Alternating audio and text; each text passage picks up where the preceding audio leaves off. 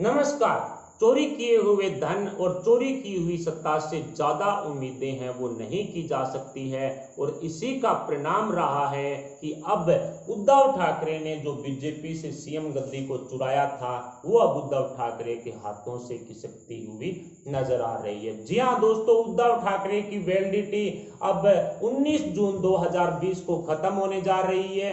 19 जून 2020 तक उद्धव ठाकरे को अपने पद से इस्तीफा देना पड़ेगा। क्यों देना पड़ेगा? इसके कई कारण हैं। पिछले एक महीने से महाविकास अघाड़ी गठबंधन में जो घमासान मचा हुआ है उसी का परिणाम रहा है कि उद्धव ठाकरे की सीएम कुर्सी पर अब पवार का ग्रहण लग चुका है। 19 जून को 18 राज्यसभा सीटों के लिए पूरे हिंदुस्तान में चुनाव होना है। 4 जो राज्यसभा सीटों के लिए गुजरात में चुनाव होना है। एक राज्यसभा सीट जीतने के लिए गुजरात में 35 वोटों की जरूरत है और बीजेपी ने 3 उम्मीदवार गुजरात में राज्यसभा सीटों के चुनाव के लिए उतारे हैं और 35 विधायक के हिसाब से 3 सीटों के लिए 105 विधायकों की जरूरत बीजेपी के पास है और खुद के बीजेपी के 103 विधायक हैं। एक अन्य का समर्थन बीजेपी को मिला हुआ है। 104 विधायक बीजेपी के पास मौजूद हैं। तीसरी सीट जीतने के लिए 105 विधायकों की जरूरत पड़ेगी, यानी कि एक अतिरिक्त विधायक यदि बीजेपी को अपना समर्थन करता है, बीजेपी को अपना वोट देता है तो निश्चित है बीजेपी 3 राज्यसभा सीटों पर कब्जा गुजरात में कर लेगी। अब एनसीपी का गुजरात में एक विधायक है, वो विधायक यदि बीजेपी के साथ जाता है तो निश्चित है बीजेपी तीसरी सीट जीतेगी और शरद पवार ने बीजेपी के साथ जाने का स्पष्ट आदेश भी दे दिया है और इसके संकेत जो मिले थे, पहले शंकर सिंह बघेला गुजरात एनसीपी के प्रदेशाध्यक्ष थे, उन्होंने कहा था कि हम अपने एनसीपी के विधायक का वोट बीजेपी को कभी नहीं देंगे, हम अपना वोट कांग्रेस को देंगे। लेकिन ये बात है वो शरद पवार को ठीक नहीं लगी, इसलिए शंकर सिंह बघेला को हटा करके एनसीपी प्रमुख शरद पवार ने जयंत पटेल को गुजरात एनसीपी का चीफ है वो बना दिया है। अब उनको एक तरह से स्पष्ट आदेश बोल दिए गए हैं, दे दिए गए हैं कि अपना जो एक विधायक है उसको बीजेपी के साथ जाना है, अपना वोट उसे बीजेपी को देना है। ऐसे में ये कदम उठाने के बाद एनसीपी और कांग्रेस के बीच में जो घमासान है वो बढ़ेगा और इसी का परिणाम रहेगा कि कांग्रेस महाविकास अघाड़ी गठबंधन को तोड़कर अपने इस गठबंधन से बाहर आ जाएगी तो निश्चित है उद्धव ठाकरे की सरकार है वो गिरेगी। यानी कि कुल मिलाकर के कांग्रेस महाविकास अघाड़ी गठबंधन को तोड़ेगी तो फिर एनसीपी प्रमुख शरद पवार बीजेपी में शामिल होंगे, एनडीए में शामिल होंगे। एनडीए में शामिल होने के भी कई जो कारण हैं, एनसीपी के एक जो सांसद हैं उनको केंद्र में मंत्रिमंडल मिलेगा। इसके अलावा फिलहाल एनसीपी को 15 मंत्रिमंडल मिले हुए हैं और अब बीजेपी के साथ जाएंगे तो निश्चित है 20 से ज्यादा मंत्रिमंडल मिलेंगे। फिलहाल 3 पार्टियों के अंदर सारे मंत्रिमंडल हैं वो बंटे हुए हैं, लेकिन बीजेपी और एनसीपी की सरकार होगी तो 20-22 मंत्रिमंडल हैं वो एनसीपी को मिल सकते हैं। इसी लालच के चलते अब शरद पवार जो कांग्रेस और शिवसेना को छोड़कर जो एक तरह से माना जा सकता है कि बीजेपी और एनडीए के साथ जा रहे हैं और अब पूरी तरह से उद्धव ठाकरे और शिवसेना में घमासान मचा हुआ है। ये तो हुई उद्धव ठाकरे की सीएम कुर्सी गिरने की बात, यानी कि अगर इस तरह की पूरा जो मैटर है वो होता है तो निश्चित है कि जो उद्धव ठाकरे की सीएम कुर्सी गिर जाएगी, उद्धव ठाकरे की सरकार गिर जाएगी और एक बार दोबारा देवेंद्र फडणवीस हैं वो जो महाराष्ट्र के मुख्यमंत्री हैं वो बनेंगे। वैसे भी मंत्रिमंडल को लेकर के एनसीपी और कांग्रेस में पिछले काफी समय से घमासान है वो मचा हुआ है। मलाईदार मंत्रालय यानी कि गृह मंत्रालय से लेकर के वित्त मंत्रालय तक सभी के सभी एनसीपी के पास हैं। ऐसे में मलाईदार मंत्रालय कांग्रेस को नहीं मिलने से वो पहले से ही शरद पवार और एनसीपी के साथ नाराज चल रहे हैं और काफी ज्यादा घमासान कांग्रेस और एनसीपी के नेताओं में पिछले 6-7 महीनों में देखा गया है। अब जो एनसीपी प्रमुख शरद पवार हैं वो बड़ा फैसला लेने जा रहे हैं और इस फैसले में निश्चित होगा कि उद्धव ठाकरे की सीएम कुर्सी रहेगी रहेगी या नहीं रहेगी। 19 जून को जैसे ही 4 राज्यसभा सीटों के लिए गुजरात का चुनाव परिणाम आएगा, निश्चित है कि उद्धव ठाकरे की सीएम कुर्सी का निर्णय भी उसी परिणाम पर डिपेंड होगा। और इसी परिणाम से जो बौखला करके कांग्रेस एनसीपी के साथ सत्ता में नहीं रहना चाहेगी और ये गठबंधन टूट जाएगा।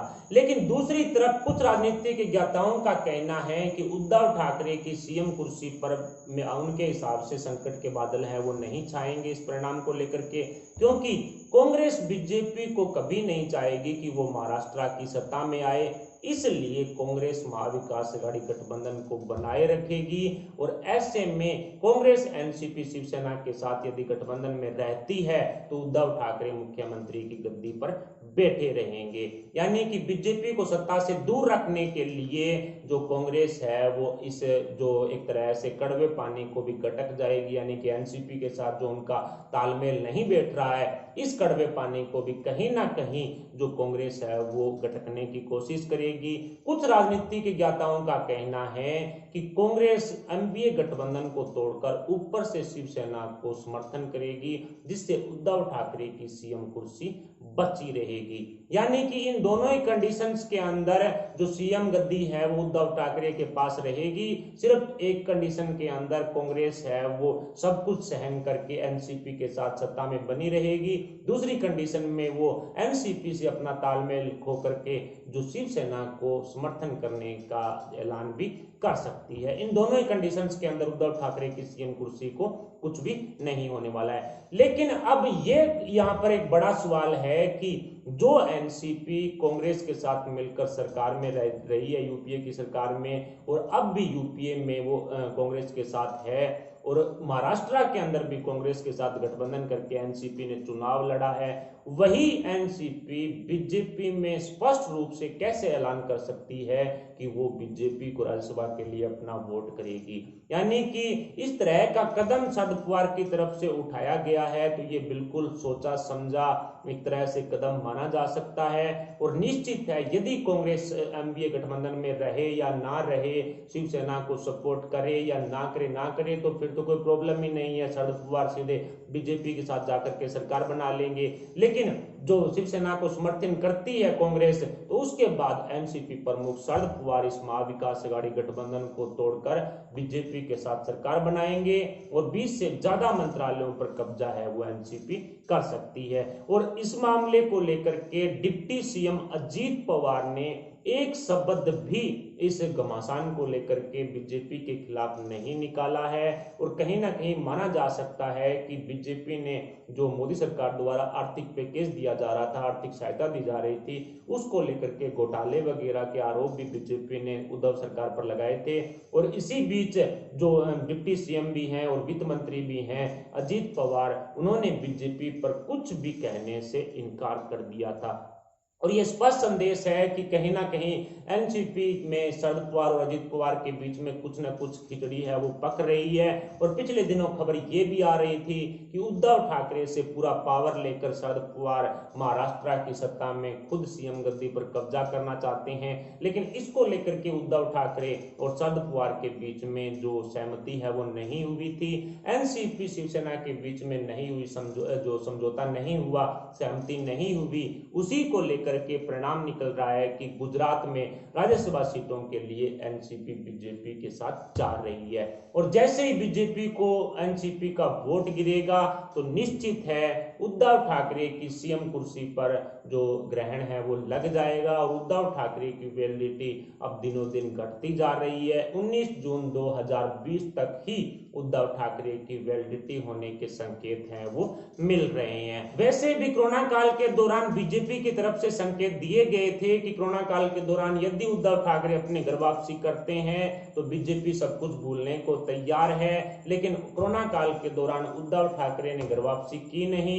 अब उद्धव ठाकरे ना ही तो हिंदुत्व के सिद्धांतों वाले रहे हैं और ना ही मुस्लिमकरण की कांग्रेस नीति को अपना पाए हैं। और एनसीपी कांग्रेस ने शिवसेना का दी एंड तो करके रख ही दिया है। साथ ही जो शरद पवार है वो कहीं ना कहीं महाविकास अघाड़ी गठबंधन को तोड़ने में पहल भी नहीं करना चाहते हैं। और यही कारण रहा है कि गुजरात के अंदर उन्होंने जिस तरह से बीजेपी को सपोर्ट करने का आदेश दिया है, उससे स्पष्ट हो रहा है कि जो अलग छवि है शरद पवार की एक राजनीति के अंदर, महाराष्ट्र की राजनीति के अंदर, और ऐसे में महाविकास आघाड़ी गठबंधन को तोड़ने की शुरुआत करना है वो एनसीपी नहीं चाहती है। लेकिन कांग्रेस को अब तोड़ना मजबूर हो गया है, क्योंकि कांग्रेस के राहुल समर्थित कई ऐसे नेता हैं जो पहले ही महाविकास आघाड़ी गठबंधन को तोड़ने की बात कह चुके हैं, और एनसीपी और कांग्रेस के जो विधायक हैं उनके बीच में काफी ज्यादा जो ऊंच नीच भी हो चुकी है और तालमेल नहीं बैठ रहा है। अब निश्चित है कि कांग्रेस महाविकास आघाड़ी गठबंधन को तोड़ने जा रही है, और 19 जून 2020 को